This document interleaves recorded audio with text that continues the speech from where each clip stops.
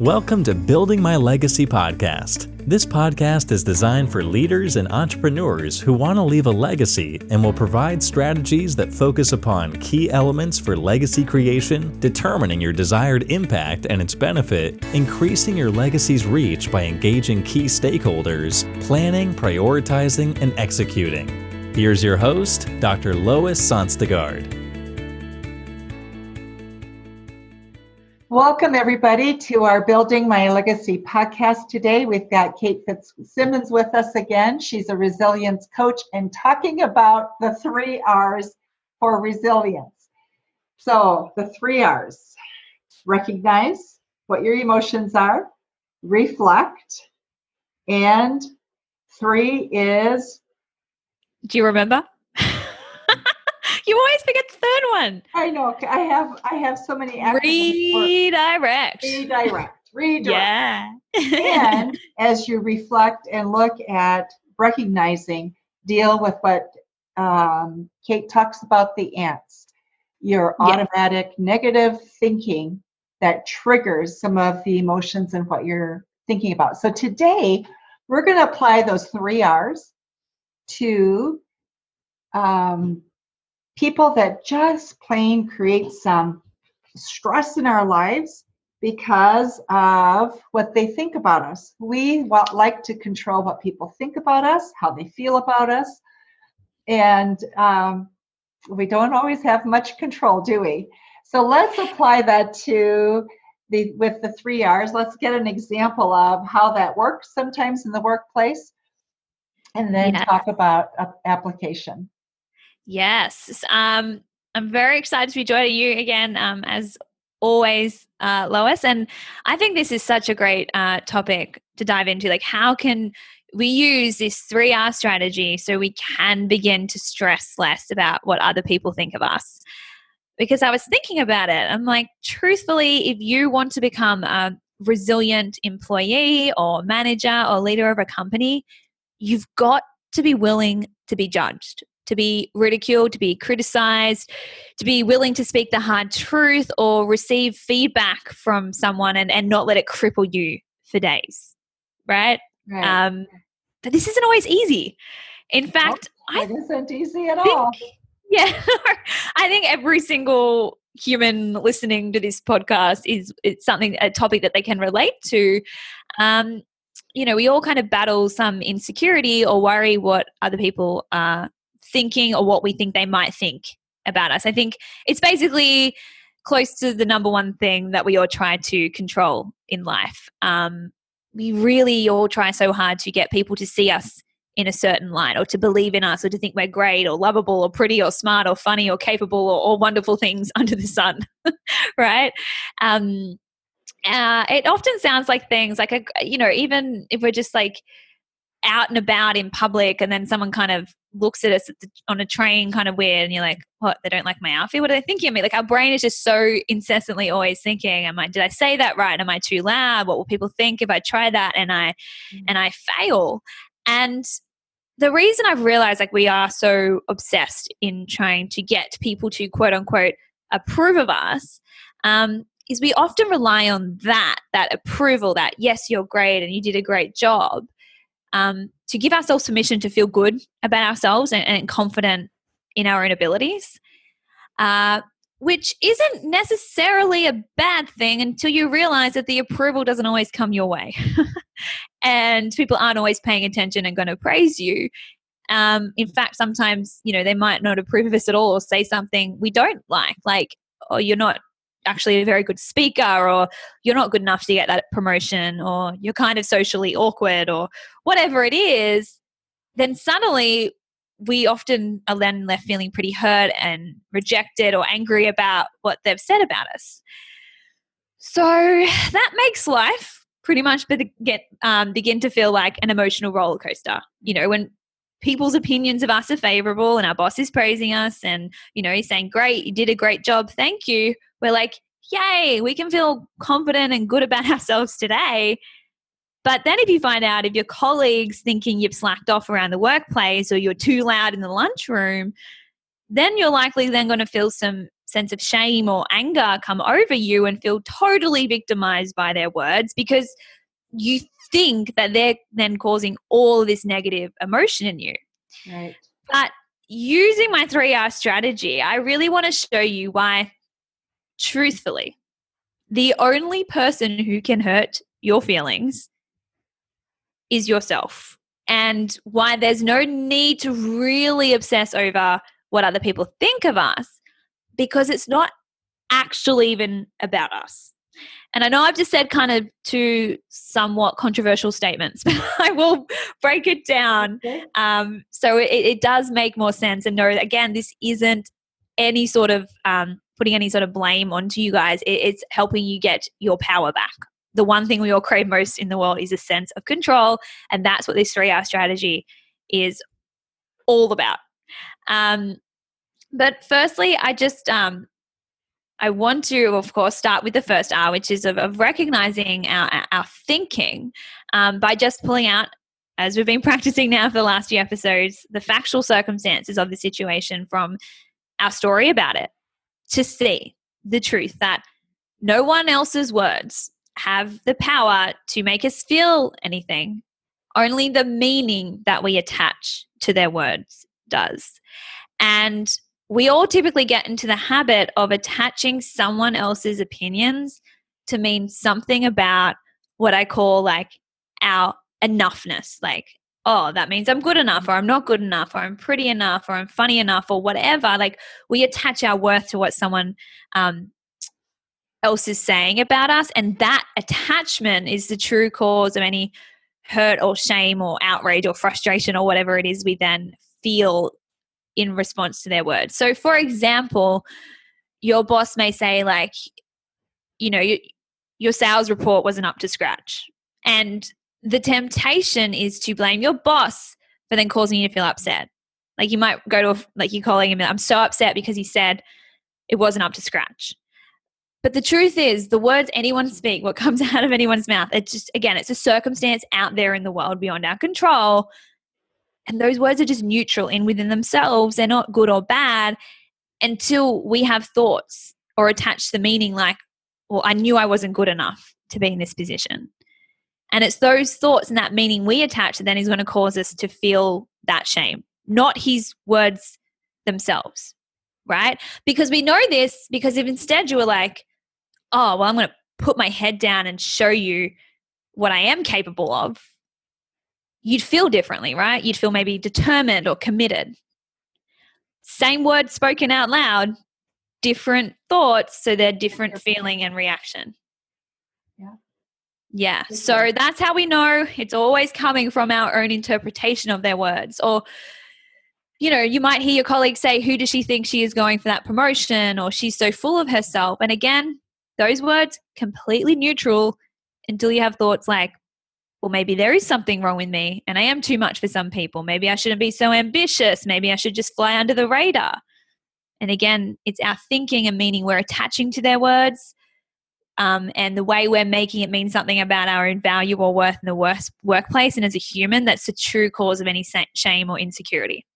And I could go on again for with examples forever like this. You know, there's so many different ways that we see it. Or even I often see it's not even in the things that we do that we're worried about people thinking. It's the things that we often don't do. Like, sometimes you hold back from even doing that thing because you're scared of what you think people might think about you. You know, it's not even something that's definitely necessarily happened, but we play out a scenario and then we're like, oh, well, if I don't get the promotion, then someone's going to think I'm a failure. But again, it's not them thinking you're a failure that causes you to feel shame. It's then you believe that and you attach meaning to that and you make it mean, well, I am not good enough, which then will cause any sort of negative emotion in you. Right. So this is why, like, you called it critical thinking earlier. Sorry? And then you lose control. Yeah, exactly. The minute we blame something outside of us that's not within our power to control for how we feel, we are the ones rendering ourselves victim and powerless and out of control. Mm-hmm. But if you can really see that it's neutral circumstances, like everything outside of us is neutral. Like, words are just words, opinions are just opinions. And it's not until we personally attach our own enoughness, our own worthiness, our own sense of self to their words and to their opinion, that then we feel any sort of shame or hurt or frustration. And so that's why I know this is a skill that we can get better at practicing, not being so worried and caught up what other people think of us, because it's all coming from our own thinking, and managing our thinking is a skill we can all practice. It's all coming from our own mind. And that's what this 3R strategy is all about. But I do just want to preface when I teach this skill, like, it's totally healthy human kind of tendency and instinct to really kind of have this underlying fear of what are other people thinking of me. I think at the core of every one of us, we all deal in different ways and around different scenarios of feeling like I'm not enough the way that I am. And, you know, I'm not going to dive too deep into it, but I just like to kind of preface that, because I think people think, oh, I have this fear, it means I'm insecure. And it's like, no, you have this fear and it means that you're human. It's kind of like a primal fear, because we always wanted to belong to the tribe. We always wanted to make sure we fit in, and they thought we were good enough to be there, because if they didn't and we were left out alone on the field just to try and fend for ourselves, there's not a good chance of survival that way. It was better for survival purposes to make sure we're fitting in with the tribe. So I don't want us to judge ourselves for it, but what someone thinks of us these days definitely is not a life or death situation anymore. And we need to learn how to coach ourselves through this. And by that, I mean, rather than just immediately believing and reacting to all of these ants and all this idea, well, then you're not good enough, as if they're factually true, and going down that rabbit hole of negative thinking, we need to take a moment to just pause internally, as I said, firstly, by recognizing our own thinking is really causing how we're feeling. And then we need to reflect upon the impact of those thoughts, which are more often than not, as I just said, like the fear of judgment and rejection is often a primal fear. So I've found, in a way, it triggers almost like a primal response of fight or flight. Like, depending on whether we have thoughts that trigger feelings of shame or thoughts that kind of trigger feelings of outrage and defensiveness in response to someone's opinion, they both stem from our own sense of insecurity, but they show up differently. So I want to kind of run you through an example of this. So if we reflect upon, you know, okay, so how do I act in front of my colleagues when I'm feeling ashamed because I'm making what they said mean, well, I'm not worthy of that promotion, I'm not good enough? You know, do I take any sort of productive action when I feel ashamed or show up in a way that I'm proud of? If you reflect upon shame, it really triggers that kind of flight mechanism in us, like that tendency to want to withdraw and hide away. Like, you know, suddenly when we feel ashamed, we're not speaking up with our ideas as much in a meeting. We're not asking a colleague if they want to join us for coffee. We're not reaching out for help from our manager in case they think we don't know what we're doing then, or we don't speak as confidently or concisely in our sales pitches, or we might hide away in our cubicle and just have a few tears and all that, rather than go out for work, go out for lunch with our colleagues. You know, shame is a feeling that universally causes human beings to hide away, because it is coming from that underlying fear and belief that maybe there's something wrong with me then. And of course, when we're thinking we're not good enough, there's something wrong with me, of course we don't want to be seen. Of course we don't want to be heard. Of course we just want to blend in and disappear into the background so that no one notices that there's anything wrong with me. So I know that's what I do when I feel ashamed. And of course, that kind of behavior is only then creating more evidence for that belief that there is something wrong with me. I am not good enough. See, I can't even speak up and stand up and speak confidently in my sales pitches anymore. I can't even, you know, go out for lunch anymore. Like, you were creating more of this evidence for we're not enough. Or as I mentioned, the other typical response when we feel kind of threatened by someone's word is that instinct to want to fight, right? Because maybe we go a step further and thinking, well, maybe they said that, you know, I'm not good enough, but I want to prove them wrong. I want to prove them otherwise. And I think I'm trying to pick out some thoughts that almost create those feelings of righteousness and almost false confidence, where we're trying to hide our insecurities by acting almost a bit arrogantly or passively aggressively towards that person or co-workers, like maybe making snide remarks about them taking longer to get something done, or being slower to reply to emails, or being the only person in the group who didn't go to an Ivy League school or something. Like we try and sometimes mask our own insecurities by pointing out other people's insecurities to take the focus off us then. And that it's that kind of whole scenario of needing to put others down to try and make us feel better. I find that often comes from if we try and fight that insecurity and project it back onto someone else, which again is just asking yourself that question of reflection of, do I take any sort of productive action or show up in a way that I'm proud of when I'm thinking and feeling shame or insecurity? Right. And again, I'm sure in reflecting upon that behavior, the answer for that is no. We're just creating more evidence for our deep-seated belief that perhaps we're really not good enough the way that we are. So although one reaction is more hide away and one is more like fight and attack, both are coming from these feelings of insecurity, because insecure by definition means we don't feel safe. We feel at risk or threatened. And when we make that threat be against our own worthiness as a human, of course, it's going to trigger a deep and dramatic kind of primal response from us.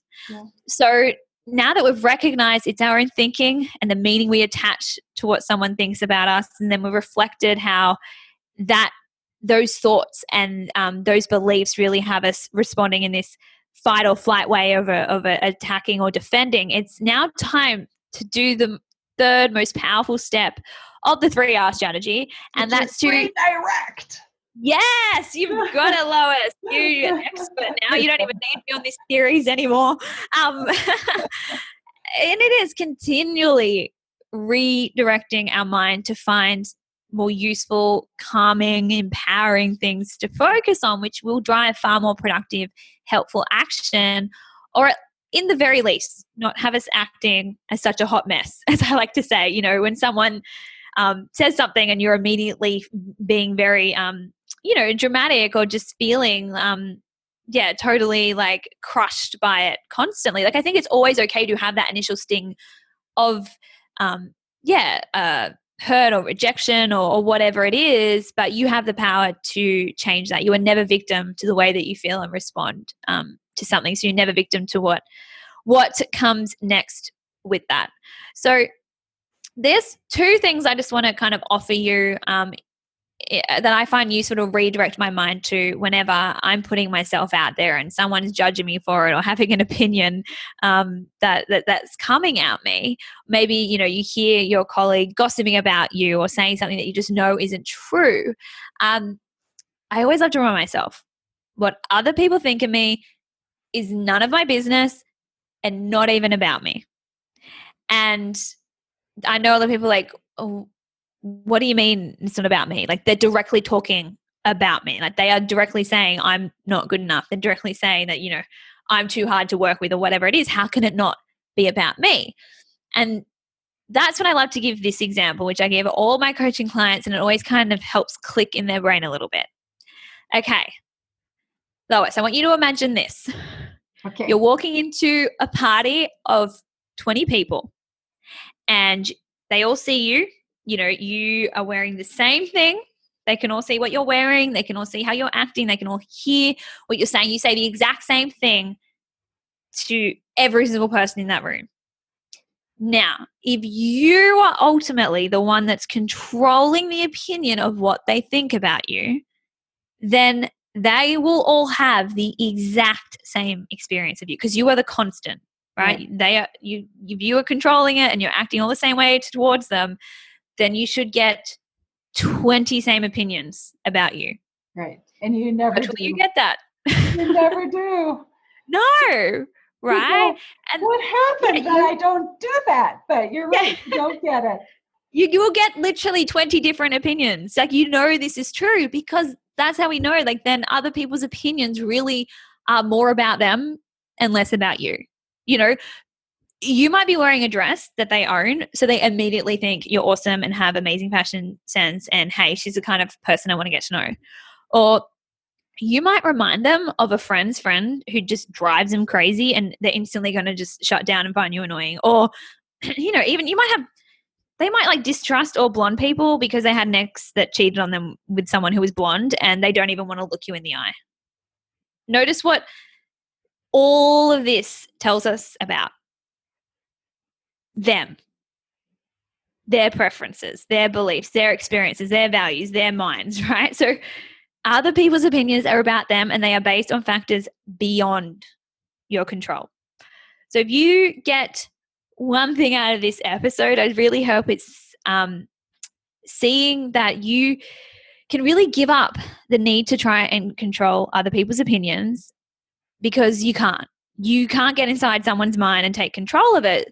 So you have no power over what they think of you, only have the power over how you choose to respond to their opinion. And I just find it so empowering to simply remind myself when someone says something unkind or unfair or what we think is uncalled for, this is really just a reflection of their own insecurities. And you don't need to take it personally because it's not even about you. I know Brene Brown has a beautiful saying, I think it's from her, of, hurt people hurt people. And we don't know what's happened in the past or what's going on in their lives or their minds and why they feel the need to say that. And that's not within your control.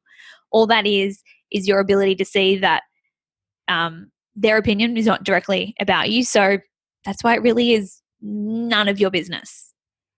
And once you fully understand that you don't actually have to take their opinions personally because it's not about you can really release that obsessive need to try and control what they think. And that then gives you the freedom to remain focused on you and how you want to show up at work and what you want to achieve with your career. So that's one thing I always direct my mind towards. And the other thought I find so freeing is, let people be wrong about me. Like, let people be wrong about you. Like, you don't need people's approval. You don't need people to always agree with you. You don't need someone to see you a certain way in order for you to feel a certain way. Like, let people have their own opinions about you, because they're going to, right? No matter what. As the saying goes, you can be the juiciest, ripest peach, and there's always going to be someone who doesn't like peaches. Like, it doesn't mean anything is wrong with that peach then, or it doesn't even mean there's anything wrong with that person who doesn't like the peach. Like, we all have different preferences and beliefs and experiences that have shaped us, and thank goodness, because we live in a very boring world if we all liked the exact same things, had the exact same preferences and the exact same beliefs. We'd always be without toilet paper. Yeah, exactly. We would just never. I love that. That's so true. So, I just allow space in my life for people to judge me and be like, you know what, that isn't true. Like, that is not why I'm doing this, or that's not what I think. But it's okay for them to be wrong about me.